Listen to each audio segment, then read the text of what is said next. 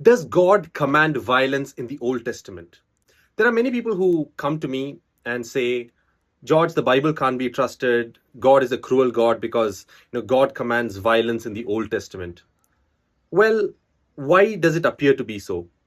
Let's go to a passage in the Bible in the Old Testament, Exodus chapter 21, verses 23. It says, if there is serious injury, you are to take life for life, eye for eye, tooth for tooth, hand for hand, and foot for foot. See, there God Himself is commanding, if somebody kills you, his life should be taken. If somebody takes your eye, you can take their eye, tooth for tooth, eye for eye. But yes, God said it in the Old Testament, but the question is that what really God is like? Is that the true heart of God?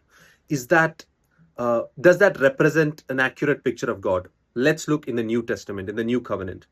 If you go to Matthew chapter 5, the words of Jesus, Jesus is saying, you have heard that it was said, eye for eye and tooth for tooth.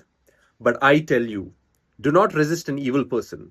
If anyone slaps you on the right cheek, turn to them the other cheek also. The same passage he's saying, love your enemies and pray for those who persecute you, so that you may be the children of your Father in heaven. You see, that this is the new covenant revelation of Christ. In the Old Testament, God allowed people to, take revenge, an eye for an eye, tooth for a tooth. But Jesus is coming in the New Testament and saying, love your enemies, pray for those who hate you.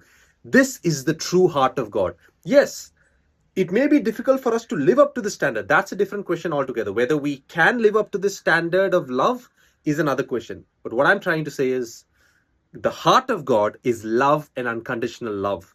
God is not a God who has hatred towards people or commands violence. Then why did God allow it in the Old Testament? Because in the Old Testament days, which is happened, which is written 4,000, 5,000 years ago, in those days, people operated with such evil and such violence. If you look at a passage in Genesis 34, there's an incident where a woman was raped, but because of that, her brothers went and killed that entire village. Okay, so that is called disproportional vengeance. There was no limit to vengeance. If somebody killed one person, they would kill the entire village. In such a context, such a violent culture and context, God is coming and introducing a law of proportional violence, which means eye for eye, tooth for a tooth. That was a temporary, partial revelation of God. That is called progressive revelation. God is giving them a law which is apt for their day. But the fullest revelation of God is found in the new covenant, which is unconditional love in Christ.